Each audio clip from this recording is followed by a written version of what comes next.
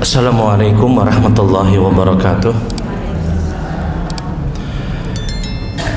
Innal hamdalillah nahmaduhu wa nasta'inuhu wa nastaghfiruh wa na'udzu billahi min syururi anfusina wa min sayyiati a'malina. May yahdihillahu fala mudilla lahu wa may yudlil fala hadiyalah. Asyhadu an la ilaha illallah wahdahu la syarikalah wa asyhadu anna Muhammadan abduhu wa rasuluh. Allahumma salli ala Muhammad wa ala ali Muhammad kama sallaita ala Ibrahim wa ala ali Ibrahim innaka Hamidum Majid. Allahumma barik ala Muhammad wa ala ali Muhammad kama barakta ala Ibrahim wa ala ali Ibrahim innaka Hamidum Majid. Ibu-ibu yang dirahmati Allah, alhamdulillah, mari sama-sama kita bersyukur kepada Allah di kesempatan pagi hari ini. Terus kembali kita bersama dimudahkan untuk datang hadir di salah satu majelis dari majelis-majelis ilmu.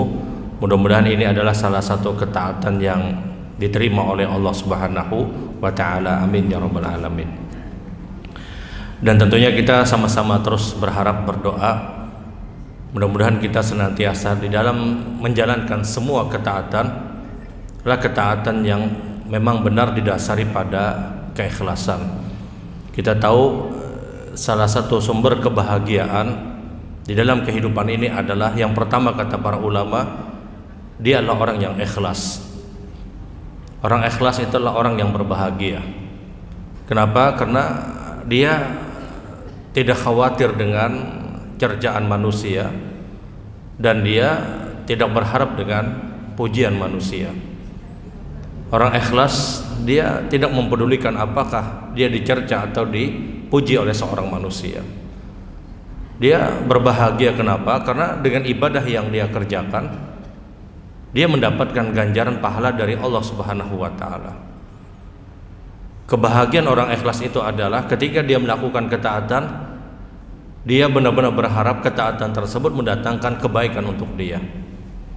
Orang sholat sunnah qabliyah subuh 2 rakaat misalnya, ikhlas, salat qabliyah subuhnya adalah qabliyah subuh yang baik, maka dia mendapatkan pahala dunia dan seisinya, dan dia akan berbahagia.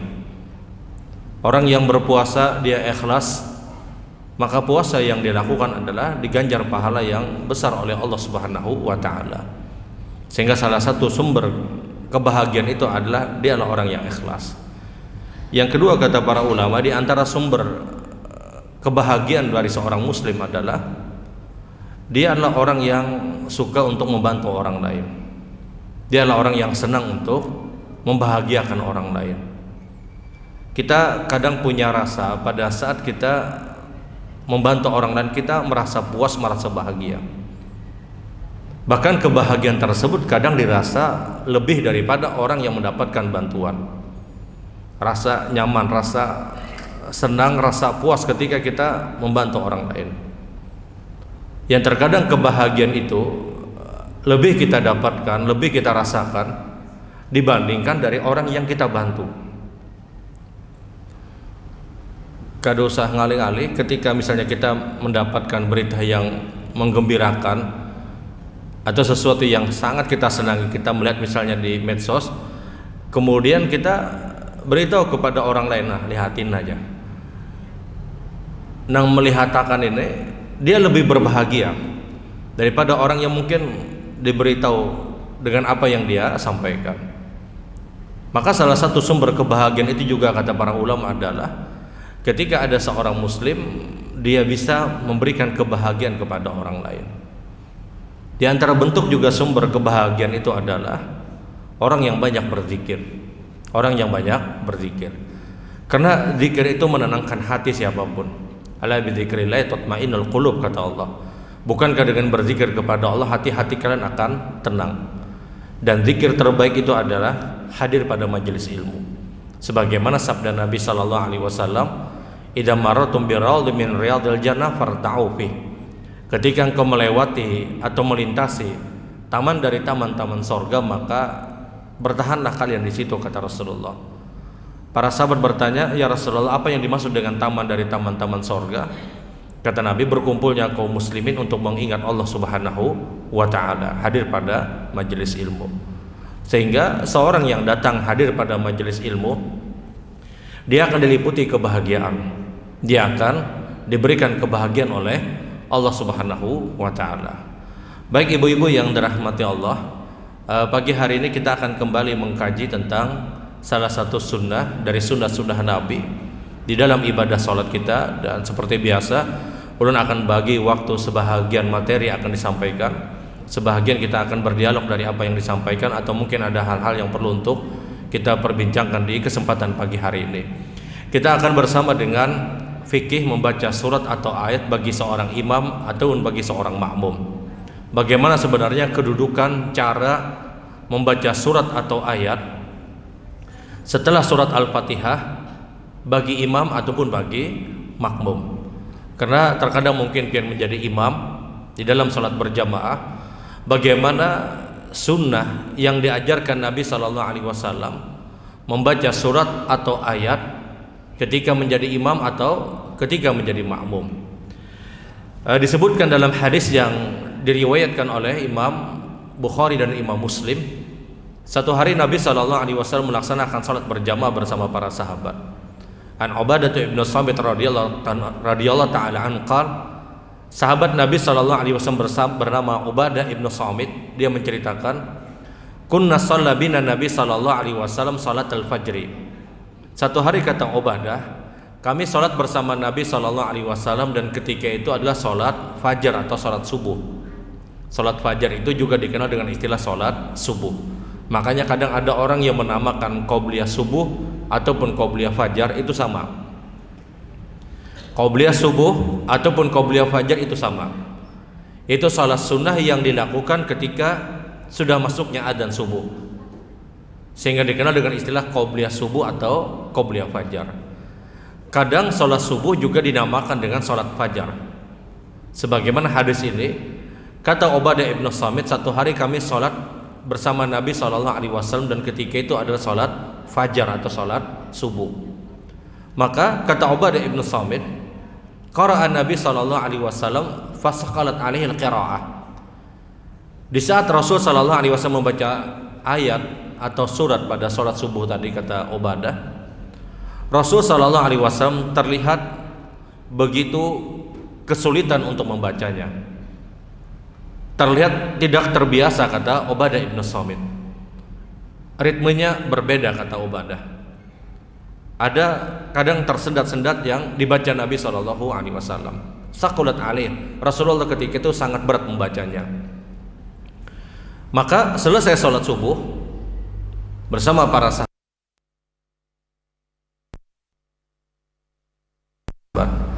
la'allakum taqra'una khalfa imamakum. Wahai para sahabatku, kata Nabi, apakah ada orang tadi di belakang saya? Para sahabat kemudian mengatakan, "Na'am ya Rasulullah." Sebahagian sahabat menjawab, "Benar ya Rasulullah, kami mengikuti bacaan engkau." Maka Nabi SAW kemudian bersabda kepada sahabat, "La taf'alu wa la taqra'u illa bi Fatihatil Kitab. Fa innahu man lam yaqra bi Fatihatil Kitab fala salata lah, wa fi riwayat fa hiya khidajun." Kata Nabi SAW, jangan engkau membaca apapun di belakang imam. Jangan kau baca apapun, kata Rasul, kecuali yang kau baca itu hanya surat Al-Fatihah. Maka barang siapa yang tidak membaca surat Al-Fatihah, tidak ada salat bagi dia. Dalam riwayat yang lain, salatnya rusak,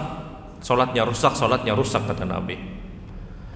Inilah dasar fikih bagaimana cara membaca surat atau ayat di dalam salat berjamaah. Para ulama kemudian menjelaskan, yang pertama, makmum atau jamaah kita ketika berjamaah, ketika berimam dengan salah satu imam di dalam salat berjamaah, makmum tidak diperkenankan untuk ikut membaca surat atau ayat.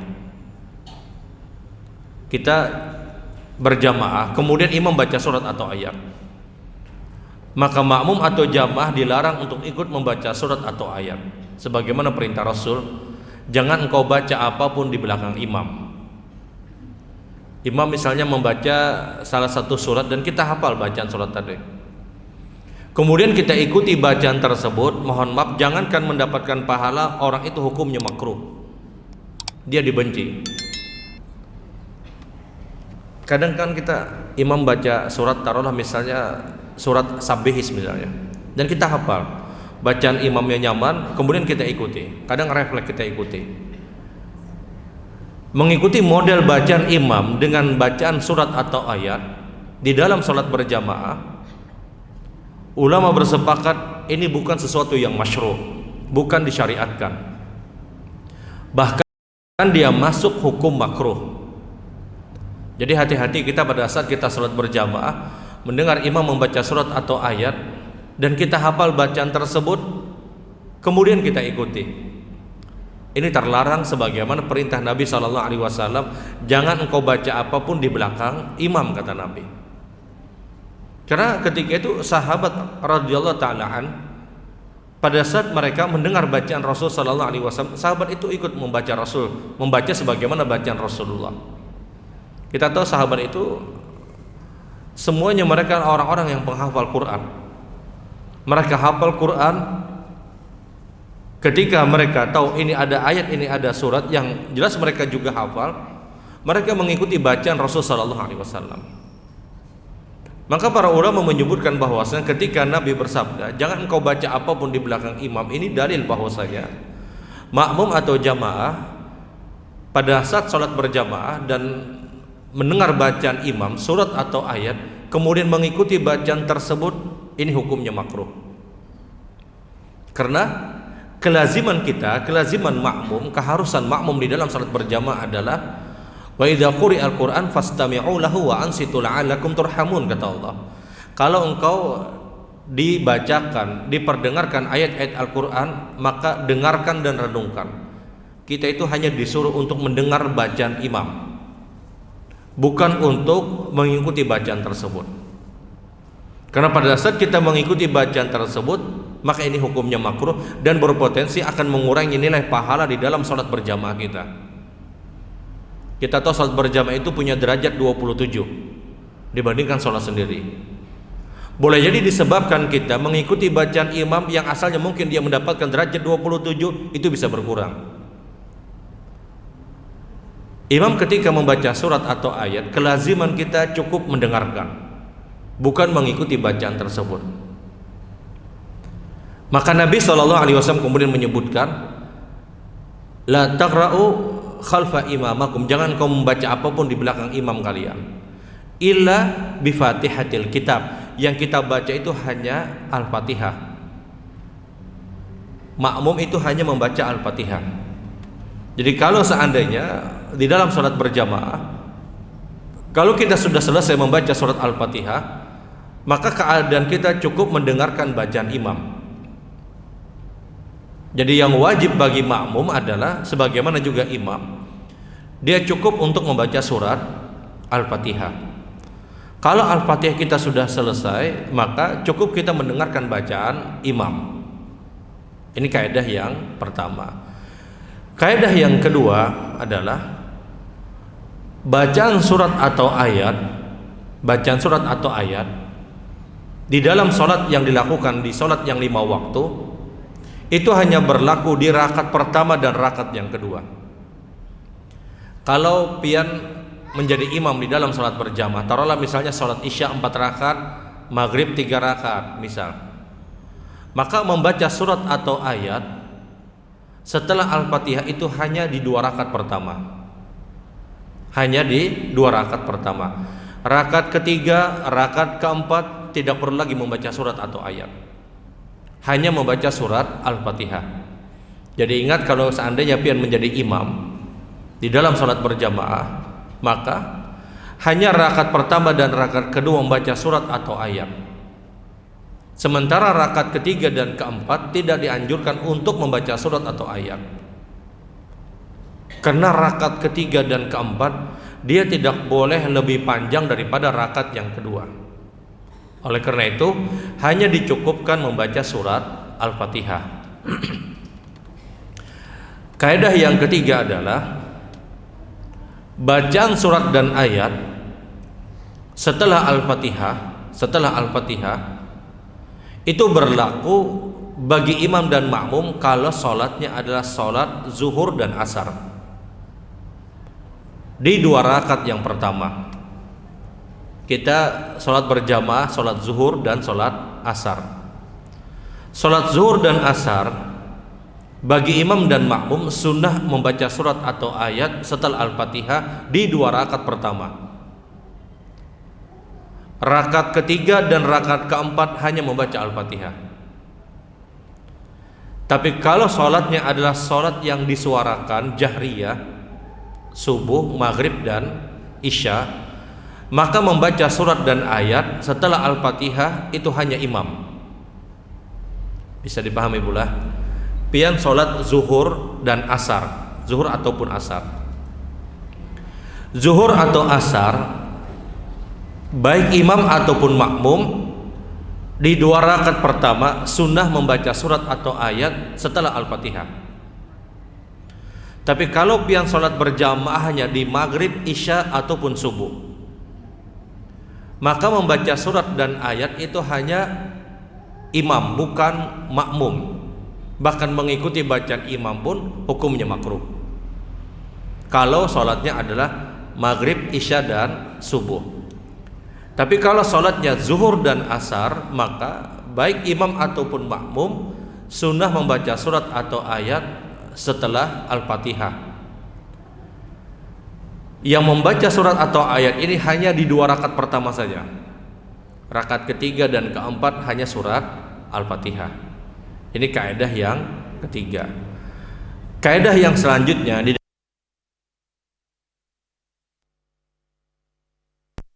bacaan di rakaat yang pertama kalau kita menjadi imam, bacaan di rakaat yang pertama kalau kita jadi imam atau pian sholat sendiri misalnya, maka bacaan di rakaat yang pertama dia harus lebih panjang dibandingkan rakaat yang kedua. Pian taruhlah sholat zuhur. Sholat zuhur rakaat pertama pian membaca surat yang agak panjang. Taruhlah misalnya sekali lagi Sabbihis. Itu rakaat pertama. Rakaat kedua pian jangan membaca Al-Maidah. Terpanjang. Rakaat kedua pian baca surat yang lebih pendek. Misalnya Al-Ikhlas. Karena Al-Ikhlas ini kita ikhlas mana membaca. Jadi awal dibaca harus Al-Ikhlas nih. Rakaat pertama panjang, maka rakaat kedua cari surat yang lebih pendek. Itu pahalanya lebih besar dibandingkan rakaat pertama pendek, rakaat kedua panjang. Karena ini kebiasaan yang terus melekat pada diri Rasul sallallahu alaihi wasallam. Karena Rasul sallallahu alaihi wasallam yutilu rakaatal ula min atsaniyah. Adalah Nabi sallallahu alaihi wasallam punya kebiasaan yang tidak pernah beliau lepaskan di dalam memimpin salat berjamaah. Rakaat pertama lebih panjang daripada rakaat yang kedua. Jadi kalau misalnya pian salat asar misalnya, sorangan misalnya sendirian, rakaat pertama lebih panjang daripada rakaat yang kedua. Cari surat atau ayat yang lebih panjang, dan itu pahalanya lebih besar dibandingkan memperpanjang rakaat yang kedua dibandingkan rakaat yang pertama. Kemudian kaidah yang selanjutnya adalah kalau pian membaca surat atau ayat di dalam sholat berjamaah atau sholat sendiri, maka kalau bacaan tersebut adalah awal surat, yang dibaca itu awal surat dari Sabbihis misalnya, bukan dari pertengahan diambil, maka disunahkan untuk membaca kalimat Bismillahirrahmanirrahim kalau itu awal surat. Tapi kalau itu bukan di awal surat, maka tidak dianjurkan untuk membaca basmalah. Contoh, pian sholat kemudian pian membaca ayat kursi 255 misalnya, Al-Baqarah. Apakah pakai bismillah dulu atau tidak? Tidak perlu pakai bismillah. Karena ayat kursi bukan ayat yang pertama. Kadang kita sholat kemudian kita mengambil hafalan kita. Yang hafalan kita ini mungkin kebetulan tidak kita mulai dari awal surat. Yang paling mudah misalnya Amanah Rasul misalnya, Amanah Rasul. Kemudian dibaca dalam sholat. Apakah dimulai dengan bismillah? Tidak. Karena Amanah Rasul bukan ayat yang pertama. Biar coba jawabannya rawi sorangan. Karena amanah Rasul itu bukan ayat yang pertama. Tapi kalau pian masuk ayat yang pertama, maka bismillah disunahkan. Jadi jangan berbismillah terus.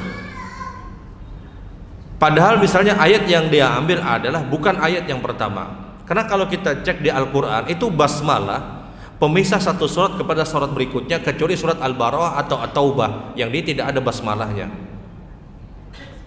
Selebihnya maka bismillah disunahkan kalau memulainya dari awal surat.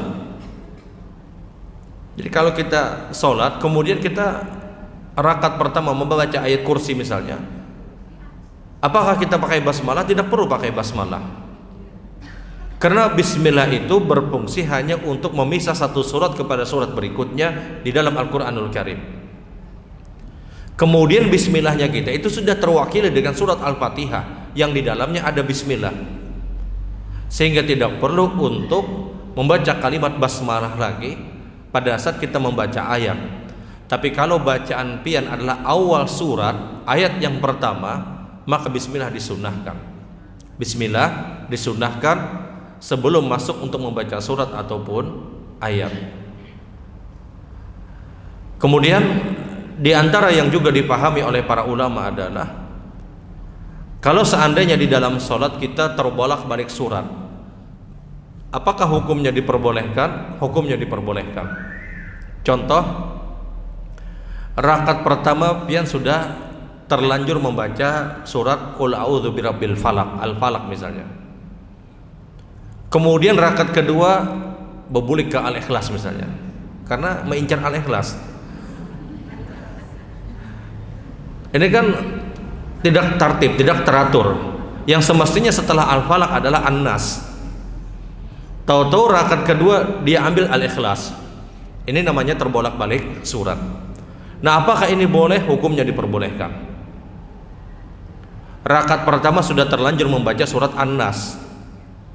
Rakaat kedua habis An-Nas. Nah, apa yang dia baca? Bebas dia membaca apapun, silahkan. Karena kalau terbolak-balik surat itu hukumnya boleh. Sebagaimana Rasul, beliau pernah terbolak-balik surat. Rakaat pertama Nabi membaca Al-Baqarah dan An-Nisa. Rakaat kedua Rasulullah membaca Al-Imran. Yang semestinya setelah Al-Baqarah Nabi itu harus Al-Imran semestinya. Tapi Nabi baca Al-Baqarah kemudian An-Nisa, kemudian rakaat kedua baru Rasulullah membaca Al-Imran. Nah, ini dalil bahwasanya terbolak-balik surat itu hukumnya boleh. Karena kadang ada orang sudah terlanjur Qul a'udzu birabbin nas, rakaat kedua bingung sih Den. Surat apa lagi lah ya, habis sudah aja.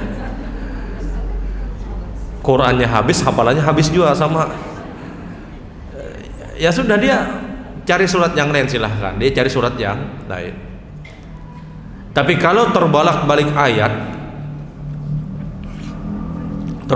ayat, ini yang tidak disyariatkan atau hukumnya makruh. Contoh, rakaat pertama dia baca amanah Rasul, rakaat kedua bubulik ayat kursi misalnya. Ini terbolak-balik ayat. Al-Quran disungsang siden. Dia rakaat pertama amanah Rasul, tahu-tahu rakaat kedua ayat kursi misalnya. Ini kan memundur. Maka ini hukumnya makruh. Ini hukumnya dibenci. Tapi kalau hanya terbolak-balik surat, maka itu tidak dipermasalahkan. Nah, ibu-ibu yang dirahmati Allah, jadi sekali lagi ini beberapa kaidah di dalam bacaan surat atau ayat di dalam ibadah salat kita khususnya. Kenapa ini kembali ulun sampaikan? Agar kita benar-benar pada saat membaca surat atau ayat itu mohon maaf tidak asal kita membaca, karena ada kaidah-kaidah yang diajarkan dan pernah dicontohkan Nabi SAW di dalam bacaan surat atau ayat ketika kita mengerjakan ibadah salat, dan tentunya khususnya salat yang 5 waktu. Adapun tahajud kemudian tarawih misalnya, maka membaca surat atau ayat itu setiap rakaat, bukan hanya di 2 rakaat yang pertama. Adapun tahajud kemudian tarawih yang biasa kita dapatkan, maka bacaan ini setiap rakaat dibaca ayat ataupun surat. Kaidah yang ulun sampaikan tadi hanya berlaku pada sholat yang 5 waktu, sholat subuh, zuhur, asar, maghrib, dan isya. Yang setiap sholat-sholat tersebut berbeda kaidahnya ketika membaca surat atau ayat, khususnya ketika kita berada pada posisi seorang makmum. Yang makmum ketika sholat berjamaah di zuhur, asarnya saja dia membaca surat atau ayat. Adapun sholat-sholat yang lain maka tidak dianjurkan untuk membaca surat ataupun ayat. Baik ibu-ibu yang dirahmati Allah, dari sini dulu. Kalau ada hal yang perlu untuk kita perbincangkan dari apa yang ulun sampaikan, atau mungkin ada hal yang dianggap dirasa perlu, waktunya ulun persilahkan. Assalamualaikum warahmatullahi wabarakatuh. Waalaikumsalam warahmatullahi Pak Ustaz, saya mau penjelasan Bapak mengenai ketika kita membaca Al-Quran, kita sudah wudhu Pak.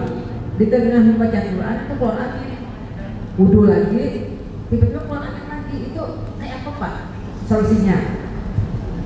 Wudhu lagi, baca Quran, tiba-tiba Qurannya, terus wudhu, berapa saat Qurannya lagi. Ya.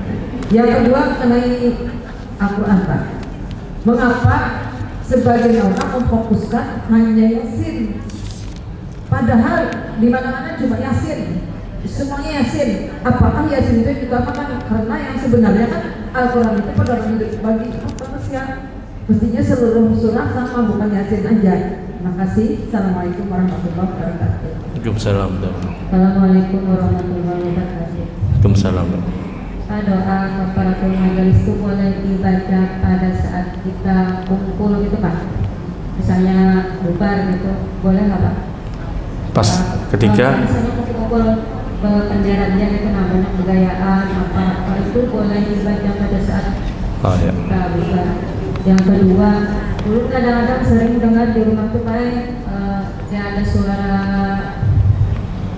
laki lu gitu, nah tapi sini ada di rumah gawe gitu, nah apa itu isyarat, apa itu? keganangan berarti sih Din. Ya. Iya. Ya. Tapi jelas pula. Jadi kan seperti ada apa gitu. Emang biasanya ada cara yang bergawi gitu. Kadang siang Pak. Ya.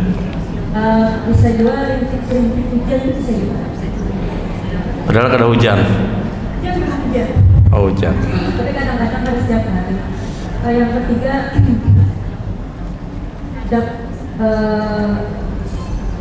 memakai pembicaraan orang tuh Pak, misalnya orang tuh menjelaskan, misalnya ulut memakai itu apa merusak adab Pak?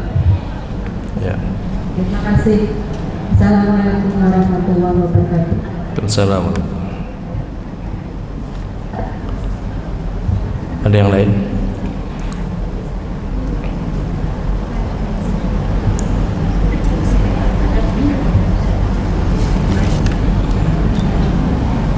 Assalamualaikum warahmatullahi wabarakatuh. Waalaikumsalam. Saya mau nanya soal sakit air Ustaz. Doa untuk berlindung itu bisa nggak, kayak kan doa pernikahan itu bisa ditulis di situ. Nah kalau kita misalnya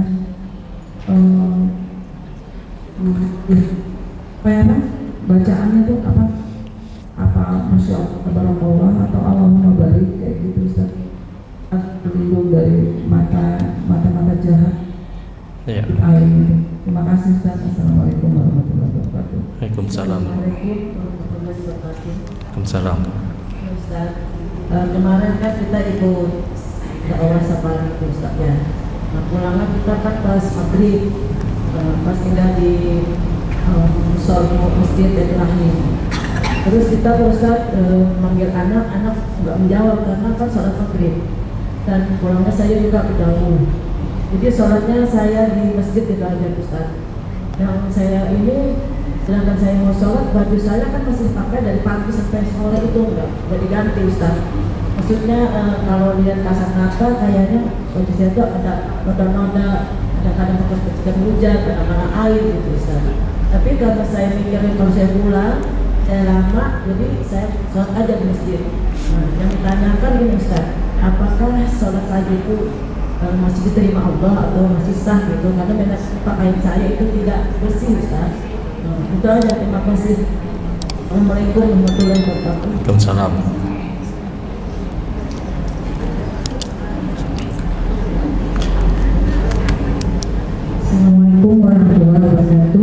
Waalaikumsalam. Izin bergabung di luar dari tema kita hari ini. Ada sepasang suami istri yang sudah bercerai, kemudian menghibahkan sebagian hartanya untuk anaknya. Sudah disepakati di awal dan sudah ada akte hibah dari notaris. Setelah beberapa tahun, si bapak ingin mencabut hibahnya terhadap anak dengan alasan saat itu dia sudah tidak ada pekerjaan lagi. Nah, karena sudah ada akte, jadi harus melalui pengadilan.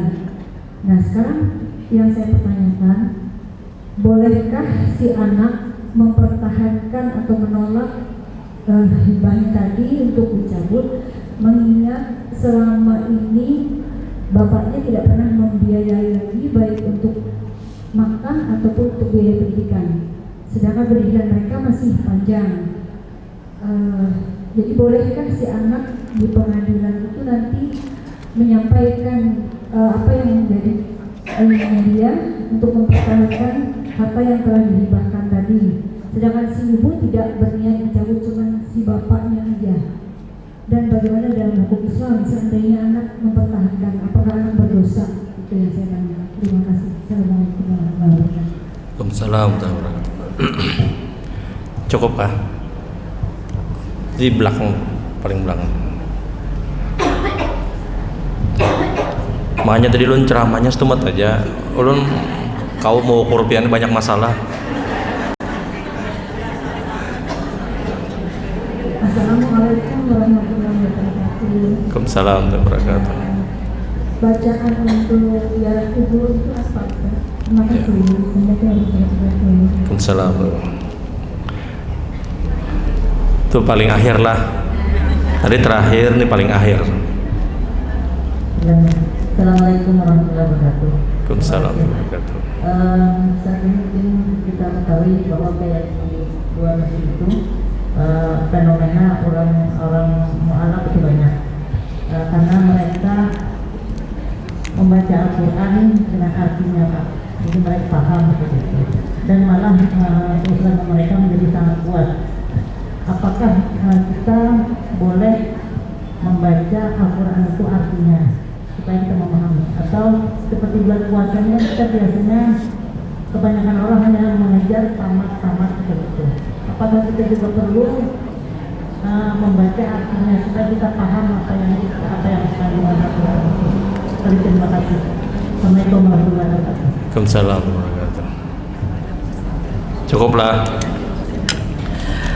Baik, yang pertama tentang bagaimana pada saat kita membaca ayat Al-Quranul Karim dan posisi kita sudah berwudu kemudian batal, kemudian berwudu kemudian batal lagi, apa tindakan kita?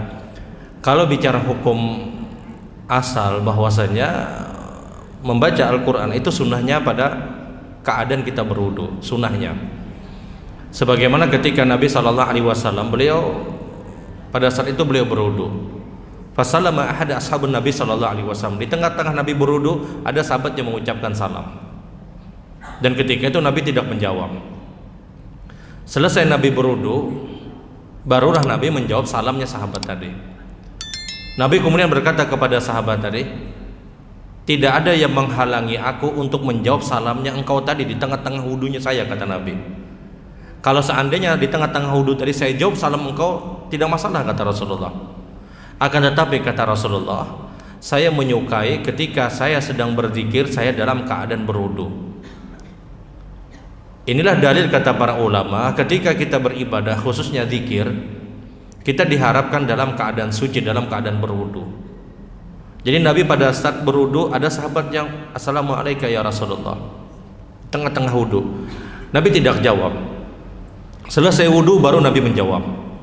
Maka Nabi menerangkan kepada sahabat tadi, tidak ada yang menghalangi saya untuk menjawab salamnya engkau. Artinya kalau saya jawab, saya bisa jawab, kata Nabi. Tapi saya tidak menyukai berzikir kecuali saya sudah dalam keadaan suci, dalam keadaan berwudu.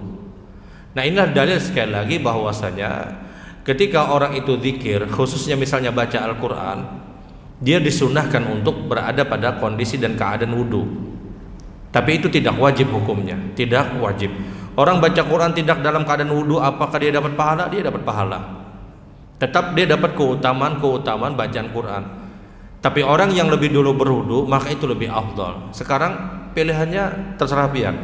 Kalau seandainya kita sudah berwudu, kemudian tahu-tahu batal, mengambil wudu lagi misalnya, kemudian duduk baca Quran membaca seayat, batal lagi misalnya. Ini apakah hendak bolak-balik? Kalau bicara hukum asal, berwudu membaca Quran itu sunnah. Tapi tinggal kita, apakah berat atau tidak bagi kita. Kalau seandainya menurut kita berat dan terganggu mungkin bacaan kita, terpotong-potong bacaan kita, ya sudah, bertahan saja, tidak masalah, dan Allah sudah tahu. Sama seperti ini, Bu. Masuk masjid ini sunnahnya adalah tahiyatul masjid. Sekarang ada marbut atau kaum masjid yang sering bolak-balik masuk masjid, memati lampu lah, menghidupi lampu lah, kemudian AC lah dilihati atau yang lainnya. Karena kalau setiap masuk sidin tahiyatul masjid kada menyala-nyala lampu kan misalnya. Nah ini kalau bicara hukum asal, orang masuk masjid dia tahiyatul masjid. Selama dia sudah tahiyatul masjid di kesempatan yang pertama, ya sudah selesai. Selama kita sudah berwudu di awal kemudian terjadi sebagaimana disebutkan batal, maka yang kedua dan ketiga itu pilihan sikap. Kalau ingin berwudu lagi silahkan, tapi apakah itu berat atau tidak? Kalau itu kita merasa berat, maka Allah pun juga tahu dengan kondisi dan keadaan kita. Makanya ketika Nabi bersabda, inna dina yusrun wa lan yushadda adin ahadun ilal ghalabah. Agama Islam ini gampang dan mudah kata Nabi, dan jangan kalian persulit. Maka Rasulullah menyebutkan, innamal bu'istu mu'assirin wa lam bu'istu mu'assirin. Aku diutus untuk memudahkan, bukan untuk mempersulit, kata Nabi sallallahu alaihi wasallam. Wallahu a'lam. Baik, pertanyaan yang selanjutnya, kenapa surat Yasin itu begitu favorit di tengah-tengah sebahagian kaum muslimin? Ulun kira Yasin ini favorit hanya di daerah Asia Tenggara, Indonesia, Malaysia, Brunei. Sementara pada kaum muslimin yang lain secara umum, ya biasa Yasin sebagaimana surat-surat yang lain. Pertanyaan besar memang, kenapa ini Yasin seakan-akan dia lebih utama, bahkan keadaannya seperti lebih utama daripada surat Al-Fatihah.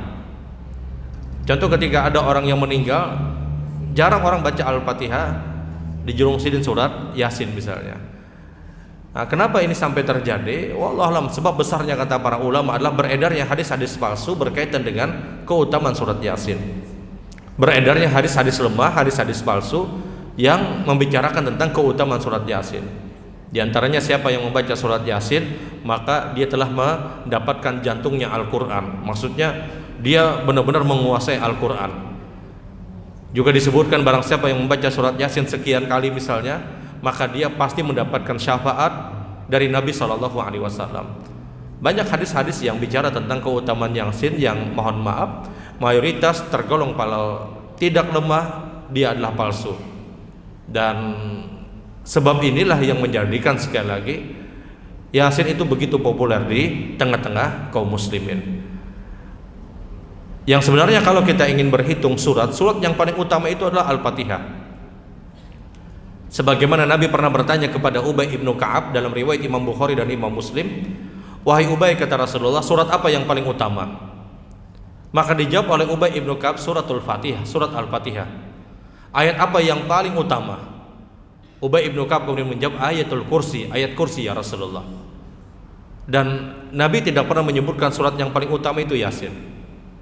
Dan ini dalil bahwasanya, mohon maaf, perbuatan sementara sebahagian orang yang meyakini seakan-akan Yasin mempunyai keutamaan yang lebih daripada Al-Fatihah perlu untuk dipertimbangkan. Wallahu a'lam. Baik, pertanyaan yang selanjutnya adalah, apakah boleh kita membaca doa kafaratul majlis ketika kita berkumpul bersama dengan teman-teman kita, kemudian pada majelis tersebut mungkin terjadi hal-hal yang kurang ideal, apakah boleh kita kafaratul majlis? Kafaratul majlis itu disunahkan menurut mayoritas pendapat para ulama adalah ketika majelisnya adalah majelis ta'lim, majelisnya adalah majelis pengajian, maka berlakulah kafaratul majlis. Adapun kalau seandainya majelisnya adalah majelis arisan, misal yang arisan berkuncang misalnya, yang tanpa ada isinya nasihat dan yang lainnya. Ayo kita berkumpul, kita berkuncang. Sudah tuntung berkuncang, subhanakallahumma bihamdika misalnya. Apakah berlaku? Mohon maaf, mayoritas ulama menyebutkan tidak berlaku. Yang berlaku itu adalah ketika majelis tersebut ada ilmu yang disampaikan, walaupun sedikit. Ada Al-Quran, ada hadis-hadis Rasul yang disampaikan, ada hukum yang disampaikan, maka berlakulah kafaratul majlis. Adapun kalau hanya sekedar perkumpulan biasa, reuni misalnya, reuninya bertigaan aja misalnya, apakah ada kafaratul majlis? Ayo kita berkumpul, kemudian berkumpul bertiga misalnya, tuntung bepandiran, subhanakallahumma bihamdika asyhadu an la ilaha illa anta. Apakah berlaku? Wallahu a'lam, mayoritas ulama menyebutkan tidak. Kalau seandainya terjadi hal-hal yang mungkin tidak diharapkan, maka cukup istighfar. Dia baca astagfirullah, dia baca astagfirullahaladzim, atau mungkin dia doa minta ampun kepada Allah. Karena kafaratul majlis itu dititik beratkan pada majelis ilmu. Majelis ilmu yang diadakan oleh kaum muslimin, walaupun mungkin ilmu tersebut sedikit disampaikan, tapi ada ilmu yang disampaikan, maka sesungguhnya berlakulah kafaratul majlis, wallahu a'lam. Jadi kalau ada kesalahan dalam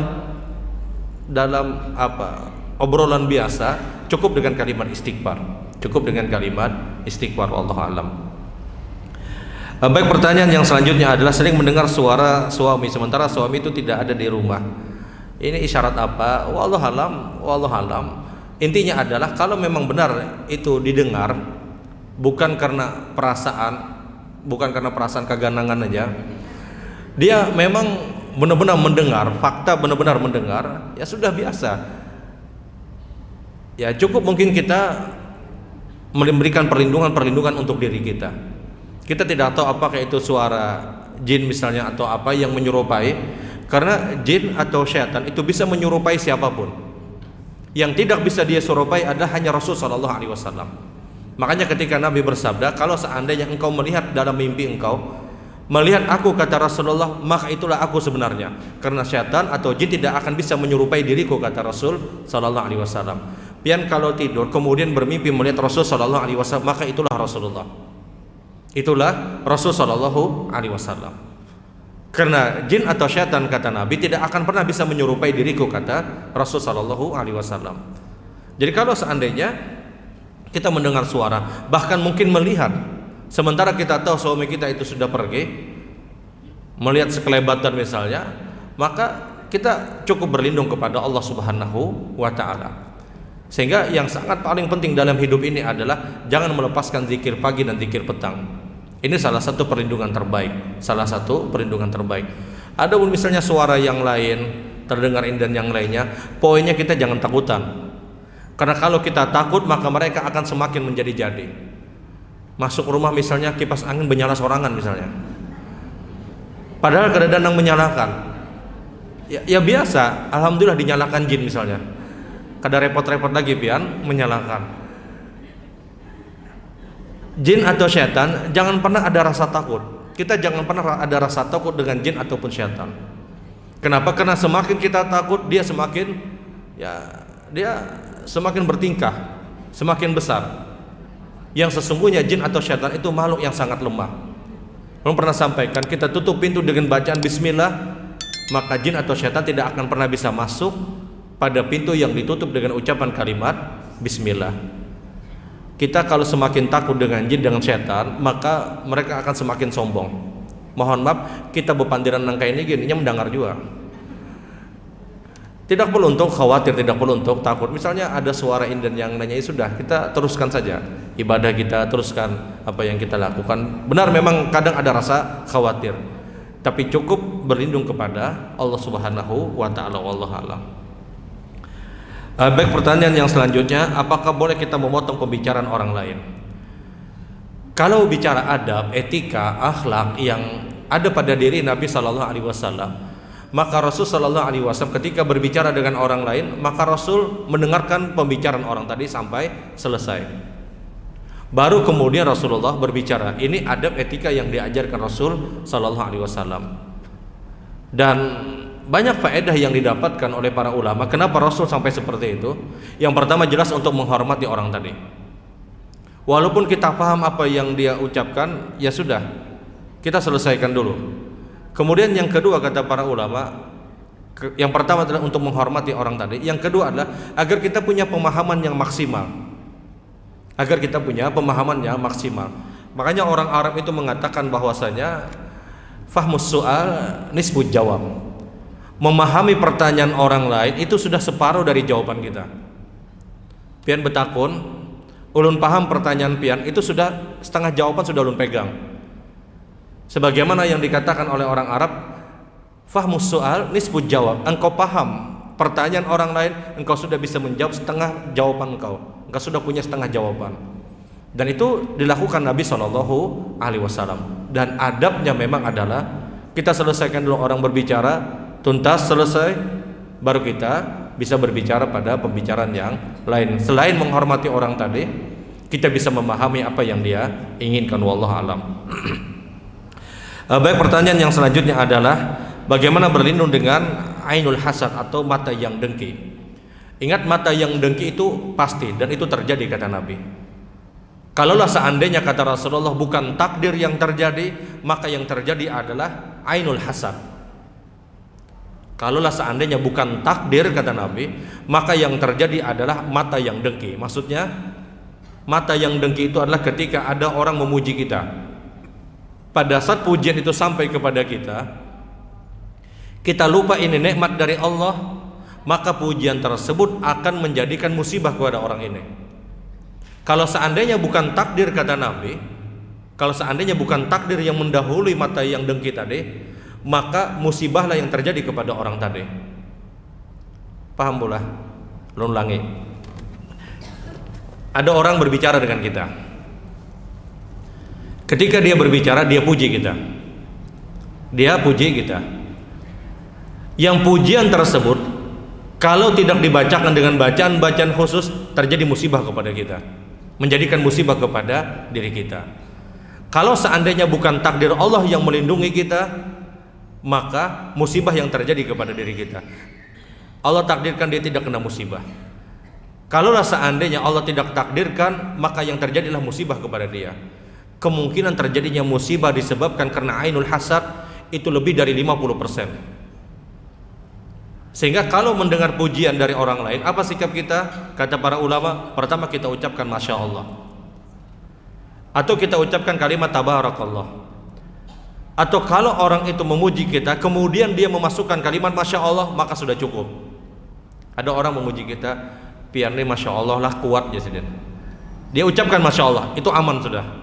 Tapi kalau dia tanpa mengucapkan Masya Allah, tanpa mengucapkan Tabarakallah, pian ini kuat benar lah, itu boleh jadi akan terjadi musibah kepada orang tadi.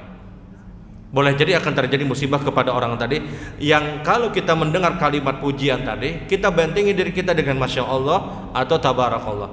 Jadi Masya Allah Tabarakallah itu harus hadir kepada orang yang memuji atau orang yang dipuji. Salah satu sudah ada maka aman, apalagi kedua-duanya.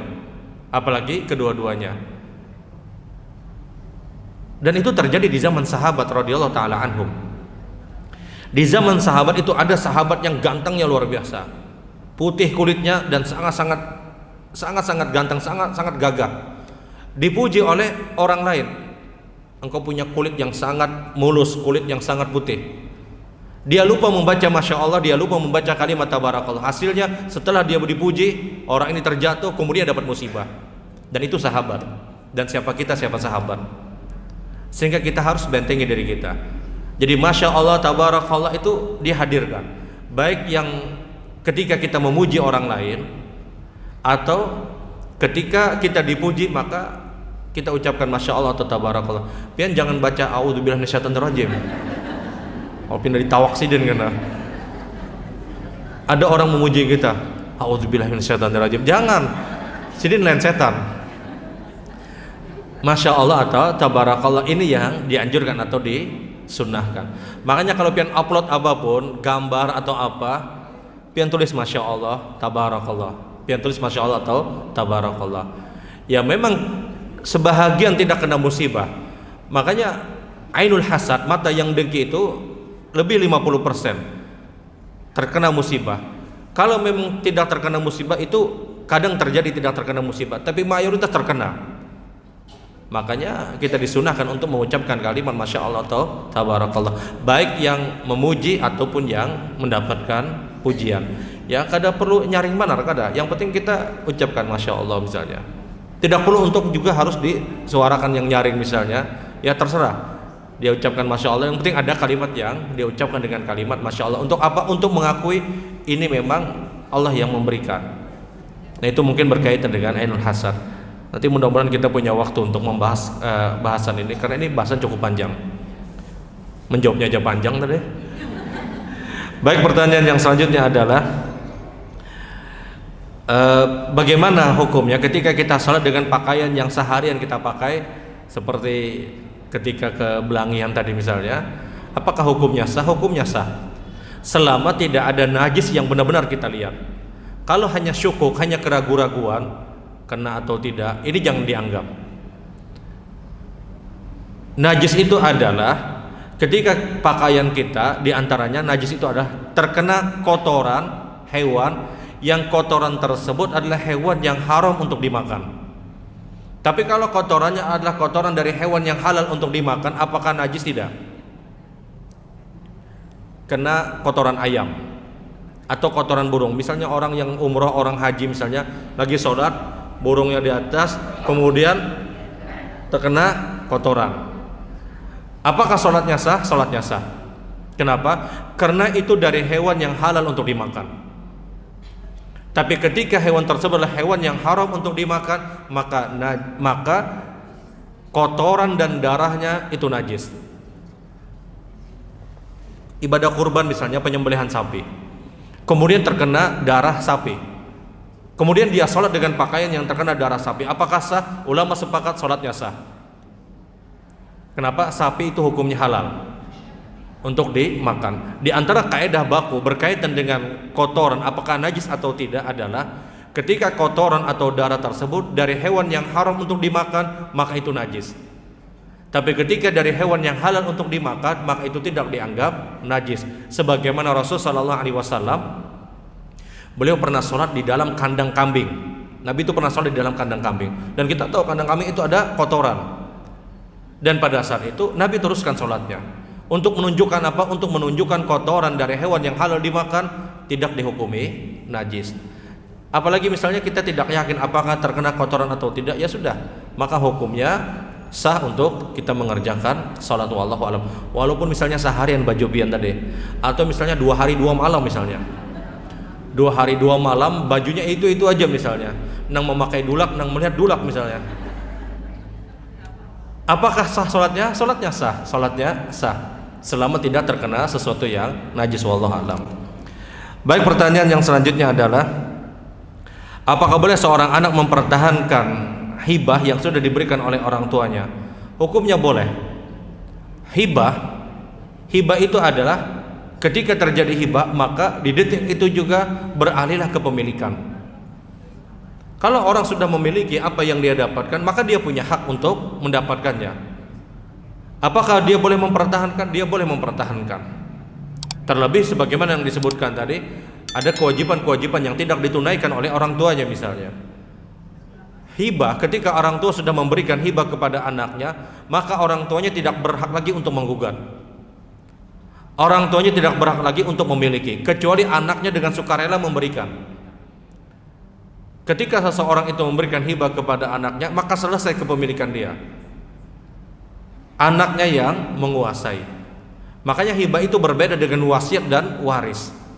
Hibah itu boleh berapapun, semuanya diberikan itu boleh, bebas diberikan kepada siapapun, tapi konsekuensinya adalah berpindah kepemilikan. Kalau orang sudah memberikan hibah, dia tidak berhak lagi untuk menggugat. Karena Nabi SAW sebutkan, ketahuilah kata Rasulullah, perbuatan yang lebih jelek kata Nabi daripada seekor anjing yang daripada seekor binatang yang dia memuntahkan makanannya, kemudian dia makan lagi muntahan tersebut, perbuatan ini jelek. Dan yang lebih jelek lagi kata Rasulullah, orang yang sudah memberikan kemudian dia ambil lagi. Disebutkan oleh Rasulullah SAW. Sehingga tidak ideal sebenarnya dia menggugat meminta lagi, tidak ideal. Dan seorang anak dia berhak untuk mempertahankan, wallahu alam. Baik, pertanyaan yang selanjutnya adalah ziaratul kubur apa yang kita baca? Membaca pada saat kita ziaratul kubur adalah tentunya ucapan salam dengan kalimat diantaranya assalamualaikum ya ahlad diyar minal mu'minin wal muslimin wa inna insyaallah bikumul lahiqun nas'alallahu lana wa lakumul afiyah. Kalau kita tidak menguasai bahasa Arabnya, cukup dengan bahasa kita. Salam kesejahteraan kepada kalian yang ada di kubur dari kaum muslimin dan kaum mukminin, dan kami pun insyaallah mendapatkan sebagaimana yang kalian dapatkan. Maksudnya kami pun juga akan meninggal dunia. Kami bermohon kepada Allah, mudah-mudahan kita semua mendapatkan afiyah. Kalau kita tidak bisa bahasa Arabnya, kita pakai bahasa Indonesia. Dan itu ucapan salam yang sangat disunahkan ketika kita ziaratul kubur, ketika kita datang ke kubur. Selebihnya kemudian kita masuk ke area pekuburan, kemudian doa, silahkan doa apapun. Fokus pada 3 model kata para ulama: minta ampunan, minta rahmat, dan minta diangkat derajatnya. Sebagaimana keumuman perbuatan Rasul sallallahu alaihi wasallam. Ya Allah ampuni fulan, ya Allah rahmati fulan, ya Allah angkat derajatnya pada derajat yang tinggi. Misalnya, ya doa apapun silahkan setelah itu. Tapi 3 hal ini diucapkan kata para ulama sebagaimana perbuatan Rasul sallallahu alaihi wasallam, wallahu alam. Baik, pertanyaan yang selanjutnya adalah membaca Al-Quran apakah boleh hanya terjemahan dan artinya saja? Kalau kita bisa membaca Al-Quran, maka kita baca Quran dulu. Kita baca, karena setiap huruf yang kita baca di dalam Al-Quran itu memberikan kepada kita pahala paling tidak 10 kebaikan, bahkan sampai 700 kebaikan. Kalau kita adalah orang yang bisa membaca Quran, tahu huruf-huruf Quran, lancar ataupun tidak lancar, baca Qurannya dulu, baru kemudian terjemahannya, baru mungkin kemudian terjemahannya. Kalau seandainya, mohon maaf, bacaan Quran benar-benar nol, dia benar-benar tidak mengetahui, dia tidak tahu mana alif, mana ba, mana ta, mana tha misalnya, terbolak-balik ini saka, ini taka aja saja, terbolak-balik. Maka cari Quran yang ada tulisan Latinnya, baca tulisan Latinnya. Ini pun juga mendapatkan pahala, tapi pahalanya tidak maksimal sebagaimana orang yang langsung membaca. Tapi daripada langsung terjemahan, orang yang membaca Latinnya dibandingkan terjemahan lebih utama yang Latinnya, karena dia pun dianggap membaca Al-Quran meskipun tidak maksimal. Mohon maaf kalau misalnya kita terkendala dengan bacaan, kita tidak benar-benar tidak mengerti hurufnya ini apa, ini huruf H kah, ini huruf Kha kah, apa ini huruf Jim kah, kita tidak tahu, benar-benar nol pada bacaan tersebut. Maka tidak ada cara terbaik kata para ulama, beli Quran yang ada tulisan Latin. Kan sekarang ada orang yang jual Quran tulisan Latinnya, baca tulisan Latinnya, itu pun dianggap baca Quran, tapi pahalanya tidak maksimal dengan orang yang langsung membaca pada huruf-huruf yang berbahasa Arab, tidak maksimal. Karena jelas al-jaza min jinsil amal, ganjaran pahala disesuaikan dengan apa yang telah dia usahakan. Ya sudah, kalau kita tidak bisa baca Latinnya, kemudian baru terjemahannya, jangan langsung pindah ke terjemahannya. Karena yang dimaksud orang tersebut mendapatkan pahala adalah ketika dia baca Quran, bukan baca terjemahannya. Terjemahannya ini menyempurnakan pahala dia, Makanya kata para ulama, tidak ada bacaan di muka bumi ini yang paham tidak paham dia tetap mendapatkan pahala kecuali bacaan Al-Quranul Karim, wallahu alam. Apakah boleh bayar fidyah kepada anak kandung yang kurang mampu, yang dia tidak punya pekerjaan? Bayar fidyah itu boleh kepada siapapun, yang dilarang adalah hanya dari anak untuk orang tua. Tapi kalau dari orang tua kepada anak apakah boleh? Hukumnya boleh. Namun kata para ulama tidak terlalu ideal. Kalau kepada anak ya kita berikan yang biasa aja. Kalau fidyah berikan kepada orang lain, kecuali sebagaimana yang mungkin disebutkan dia fakir ataupun dia miskin, maka dia masuk. Fakir miskin itu pasti masuk. Fakir itu pasti miskin itu belum tentu fakir. Perbedaannya adalah orang fakir dia tidak punya pekerjaan, dia hanya berharap belas kasih kaum muslimin. Orang miskin dia punya pekerjaan, tapi pekerjaannya tidak cukup untuk membiayai kehidupannya. Mana yang lebih utama diberikan? Kepada orang fakir. Makanya urutan pertama zakat itu dialamatkan kepada fuqara dan masakin, orang fakir dulu. Fakir itu pasti miskin. Miskin belum tentu fakir. Karena miskin dia punya pekerjaan tapi tidak cukup. Fakir dia tidak punya pekerjaan. Apakah boleh fidyah diberikan kepada anak kandung yang dia mungkin fakir, dia miskin? Hukumnya boleh. Tapi yang dilarang adalah dari anak untuk orang tua. Sama zakat itu dilarang dari anak untuk orang tua. Tapi kalau orang tua ke anak apakah boleh? Jumhur ulama menyebutkan hukumnya boleh, selama dia tergolong fakir atau miskin. Wallahu a'lam. Baik, pertanyaan yang terakhir. Selesai sholat belum sempat berzikir, perut sakit kemudian ke belakang, apakah boleh setelah selesai ke belakang melanjutkan zikir selesai sholat dan tidak berwudu? Ya, hukumnya boleh. Hukumnya boleh. Selesai sholat kehendakan ke WC misalnya, masuk kemudian selesai, apakah dia boleh lanjutkan walaupun dalam kondisi tidak berwudu? Boleh. Tapi bicara yang afdal dia berwudu, sebagaimana yang ulun sampaikan tadi.